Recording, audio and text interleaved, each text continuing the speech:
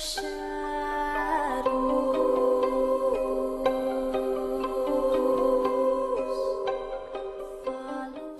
my angels, it's Hailey Reese and I am so excited to be back here on my channel.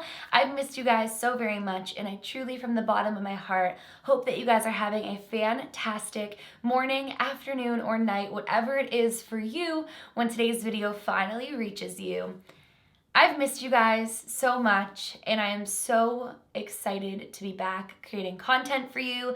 I've been diving into and looking into some incredibly fascinating cases, some dark cases, some things of light, just all of the things that fascinate me or inspire me, and I can't wait for what 2020 has to bring in for us.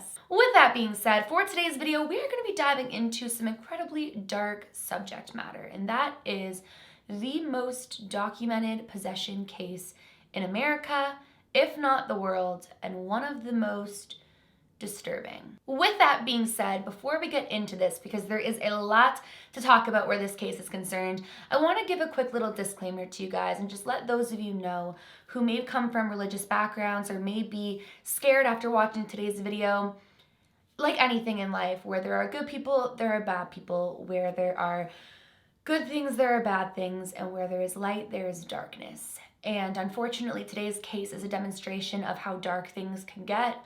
But with that being said, light will always overcome darkness. And I want you guys to know that leaving today's video, when all is said and done, when you've heard how deeply dark this case is, I want you to know that if you find light within you, you're doing your part. Let's get right on into this case, because this has to be one of the largest cases I've researched as far as details go, and it's probably gonna be a lengthy one. So sit back, relax, maybe turn a light on. And without further ado, let's get into the possession of Anna Ecklund. So as you guys can tell from the title of today's video and from what I just said, we are gonna be talking about the possession of a young woman by the name of Anna Ecklund, otherwise known by some as Emma Schmidt. Now, her name was one of the details that has been held back from the public after what transpired in 1928, in fear of what people may think going forward of her dark, dangerous, and unexplainable past of demonic possession. Now, the possession of Anna Ecklund is to date still one of the most documented cases of possession and exorcisms performed in the United States with the Catholic Church. You may recognize the name Anna Ecklund because in 2016 a film was released called The Exorcism of Anna Ecklund, and on the cover art, or the, what's that called? Oh my goodness, I'm drawing a blank of it right now. Like the movie poster or the front of the movie, oh my gosh. Anyways, it said based on a true story on it. Now, interestingly enough, a lot of people who had heard of the case of Anna Ecklund felt that the film really didn't do it justice, that it was such a traumatic story of possession that the film could have been so much better. But nonetheless, that is where you may know the name from if you've yet to hear about this case. So while there are no records of Anna Ecklund's true name, the name that she was born with, she was believed to be a practicing and devout Catholic. She went to church multiple times a week and enjoyed partaking in the religious practices of the Catholic Church. So for the first 14 years of Anna's life, it was thought that she lived a relatively normal childhood. But with that being said, she did have a father who made her very existence difficult. Not only was he a drunk, but he didn't believe in what Anna believed, and he frowned upon her religious practices. And then at some point between the age of 10 to 14, he tried to pressure Anna into an inappropriate relationship with him, to which she said, no, absolutely no way. And this put a real strain on their relationship because she denied him, and he became all the more angry towards her. Now, with what I'm about to say next, I really want you guys to listen to this full case of possession before forming your views as to whether or not what her father attempted to pressure her into is at fault for what happens next with Anna. Make sure you listen to the full case or else you won't be able to form a complete opinion. But with that being said, at the age of 14, Anna started to behave very strange. She started missing church, and when she was asked about why she was missing church, she said that she felt like something was just like telling her not to go into that church, that there was a barrier between her and the church. She felt revulsion, she felt revolted around religious artifacts that had once brought her so much joy. And on top of that, she started uttering even unimaginable thoughts, just utterly disturbing things that were so out of character for her. When she would enter the church after going through that invisible barrier that she claimed was there, she would want to break religious artifacts. She would want to destroy things. She would get angry in the church. And like I said just a few seconds ago, it might seem very apparent to somebody just hearing this front end of this case that Anna felt this way about religious things because of what her father had attempted or wanted to do with her. But it gets so much darker than that. Anna's behavior would become more and more and more concerning until in 1908, it was deemed a possession. On June 18th, 1908, Father Riesinger, I hope that I'm pronouncing that right, I always worry about name pronunciation, performed an exorcism on Anna that was deemed successful. Later on, Anna's father would pass away, and this time she would revolt against religion again, which again supports the earlier thought that I told you guys, but like I said, you gotta hear it all out. And this time around, it was so much worse. She was violent towards her religious counselors. She would destroy religious artifacts around her. She was angry. She was violent. She heard voices that were driving her to the point of despair. And so they took Anna to the doctor. And so many doctors tried to evaluate Anna. They tried to find out why she was behaving like this. Could there be some sort of mental illness going on? Could there be some sort of psychological explanation? Could there be some sort of trauma to explain it?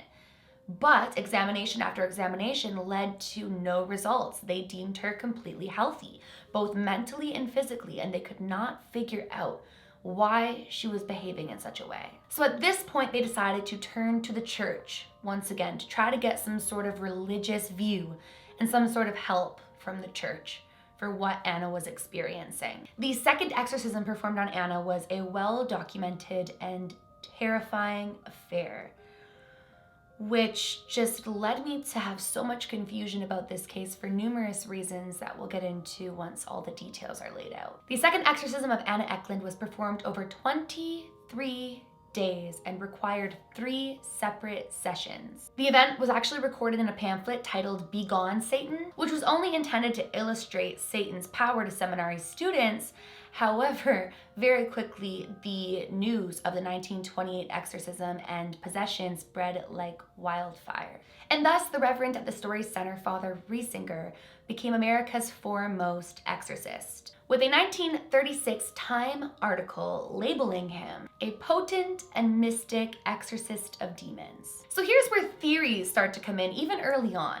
Now, Anna's aunt, Mina, was a known practicing witch who supposedly practiced black magic, which I've said in previous videos, there's no such thing as black magic. There's just good intent and bad intent. Magic is simply magic, but it was believed that perhaps she had done it.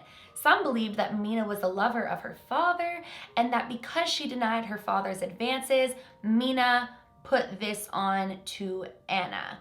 Others thought that it was just her father who had simply put it on to her, but plenty of people believed that this was at the hands of her own father and her aunt Mina.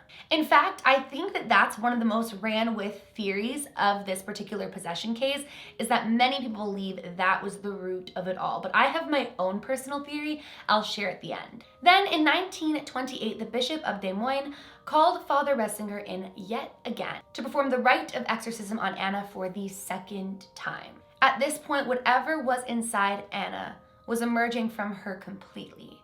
Its sinister growls, its horrible thoughts, forcing her to do unthinkable things. At this point, Anna felt desperate. She was in a state of despair. She felt like she was going completely crazy, but Father Riesinger had no doubt in his mind that the demons had doubled up, and they were going at her even harder this time around. At this point, they felt it was best to bring Anna to an isolated local convent that was ran by the Franciscan sisters, and this was to ensure privacy, safety, and security for her during this time. On August 17th, 1928, after receiving Mother Superior's permission, the reverends brought Anna to the convent. Now, at this point, you guys, Anna was the worst she'd ever been. And the following events that I'm about to share with you are the reason that I believe this could very well, actually in my heart, I believe this was a case of demonic possession.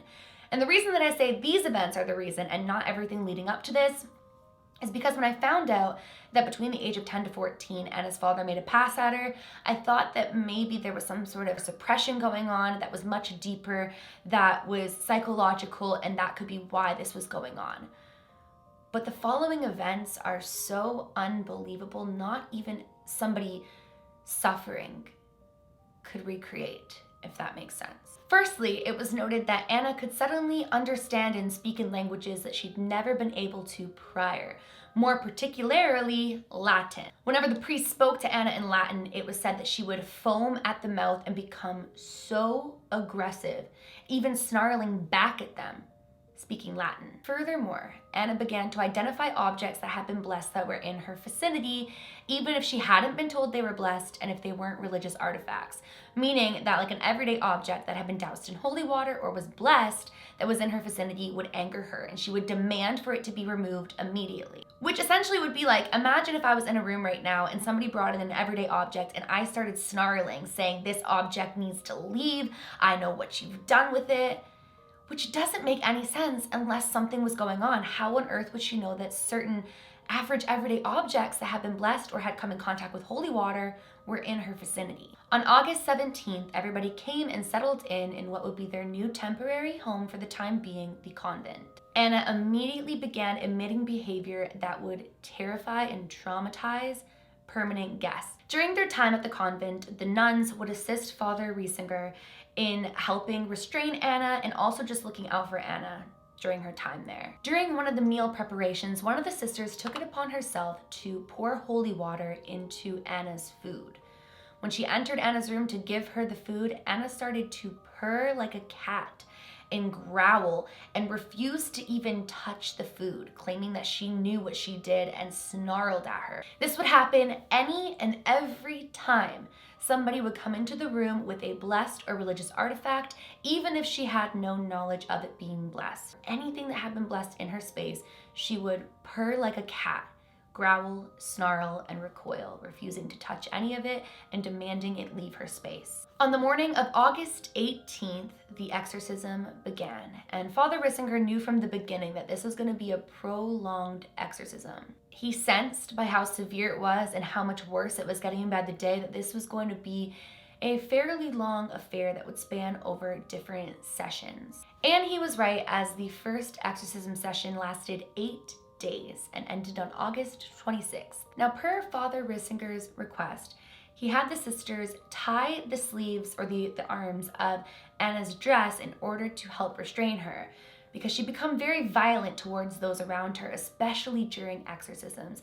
And this was in an attempt to restrain her from causing any harm. The priest, along with the pastor, would attend mass in the morning and then arm themselves with various religious objects and head to Anna's room to perform the exorcism. As soon as they began reciting the Holy Trinity, Anna ripped through the restraints and slipped through the sisters assisting the exorcism and leapt up by the door on the wall, or rather like up on the top of the door, sideways on the wall, and she began snarling and growling and just like coiling up in a non-human way. Although Anna had not been eating well leading up to the exorcism, she began to froth at the mouth and vomit unhuman-like amounts of vomit. At times, witnesses said that it was like a liquid, it was like a fluid substance, but mass amounts of it that you couldn't even imagine in a human being, especially one who hadn't eaten or drank much fluids. But also at other times, they said that she would vomit up actual substances like tobacco leaves and even spices. She had reportedly only taken a teaspoonful of water and milk on the days of the exorcisms. However, she was vomiting up what they referred to as, humanly speaking, impossible amounts of fluids for a human being. Throughout all of this, the room had a foul stench in it that nobody could stand. And even more strangely, during most of the exorcisms, Anna would lay there in like a comatose-like state with her eyes and lips shut, but still somehow be speaking in an unearthly voice in other languages, predominantly Latin. However, she would also communicate in German and in the English language, and then other times communicate in a beast-like growl and beast-like murmurs and snarls and just like unhuman sounds. During this time, Father Riesinger came to the conclusion that Anna was not just possessed by one demon, but rather by 5. Those of her father, Jacob, and his mistress, Mina, but also Beelzebub, Judas, and Lucifer himself. On August 26th, it was deemed necessary to take a little break in the exorcisms because it was really important for both Anna and everybody involved to recuperate and renew their convictions for the battle that lay ahead. They began again on September 13th, and this time it would last 7 days. At times, Anna appeared to be so light in her body it seemed as though she was completely levitating, and other times Anna became so heavy in her body that she would sink into the bed and the legs of the bed would be warped. Might I add, it was an iron-framed bed that would be warping when her body lay in it, while other times it seemed as though she was floating and so light in her body. She verbally assaulted pretty much everybody involved in trying to help her, and on top of that, she began reciting and throwing in everybody's faces their sins, of which they'd never confessed, their deepest secrets that they'd never shared. Imagine being in the room with somebody, you're trying to help them, there's an exorcism being performed, and they are snarling at you your sins that you've suppressed and you've hidden, things that nobody knew. Those present continued to fear for Anna's life because things were physically happening to her body that were unexplainable. At some times, Anna would get so red and swollen it appeared she was literally about to burst. And then at the split second or the turn of the dime, she would suddenly be so pale and look so famished and just skin and bones. She was going from one extreme to another that was just so impossible for a human being to go from one to the other right before your very eyes. The stench in the room got so horrific that people could only spend short spans of time within the room. It was so disgusting, and the room just felt like a dark pit of nothing but despair and darkness. On September 20th, yet again, the exorcism was halted in fear of Anna's life and in fear for the lives of those involved with the exorcism, those who were helping, those who were present. And like I said, Anna's body was just changing so drastically before their eyes, they were worried that they would lose her to this. It was getting hard for Father Riesinger because it seemed as though Lucifer was trying to turn everybody who was helping him against him. More specifically, Father Steiger. Father Steiger had been helping throughout the entire exorcism with Father Riesinger, and he felt Lucifer trying to turn him against him. He was reaching a breaking point, feeling like he couldn't be there to help anymore, but he still wanted to help where he could. On December 15th, 1928, the group began the third and final session of the exorcism on Anna Ecklund. Like I said, it was incredibly hard on Father Steiger, particularly in assisting this any further because he felt under such personal attack that he felt he wasn't fit to be present for all of the exorcism, but he would help where he could. Here's where things get disgusting and just make me When asked what business they wanted with Anna, when asked why they were doing this to her, a voice claiming to be Judas said, "To bring her to despair so that she will commit and herself," which are two things that I don't want to say on my channel here, especially in this type of video, but I hope that you guys can fill in the blanks and understand. It was a horrific thing where they wanted her to not want to exist anymore. For what purpose? I don't know. Finally, on December 22nd, Father Riesinger had a phenomenal breakthrough when Anna began to levitate from the bed to the point where only her heels were touching the sheets. An exhausted Father Riesinger screamed out and demanded the demons to hell. He said that he saw a vision of the room filling with fire, and in the corner he saw Lucifer and Beelzebub. I don't know if I'm saying that right. He said that they were taken over by rage for the fact that they were unable to assault the priest. He described Lucifer as tall with matted black fur on his lower hoofed body. Anna's voice hit the highest pitch ever, and the stench rushed through the room. As Anna finally quieted, she would open her eyes and speak in a clear voice for the first time in months. After 23 days, the exorcism was done and the evil was gone, finally. And now a 46-year-old Anna was finally free from the evil that had began when she was 14 years old. Take that in. In the years that followed, Anna was able to lead a relatively peaceful and normal existence, and her identity was able to be kept a secret. Anna had returned to the convent 4 months later in order to express her gratitude and was in great health and even better spirits. As for the convent itself, every nun present during the time of the exorcism put in for transfer, as they were unable to deal with the memories of what had occurred there in 1928 during the exorcism of Anna Ecklund. Well, you guys, that is what happened to Anna Ecklund, whose real name remains unknown. That is the story of her possession and her exorcism.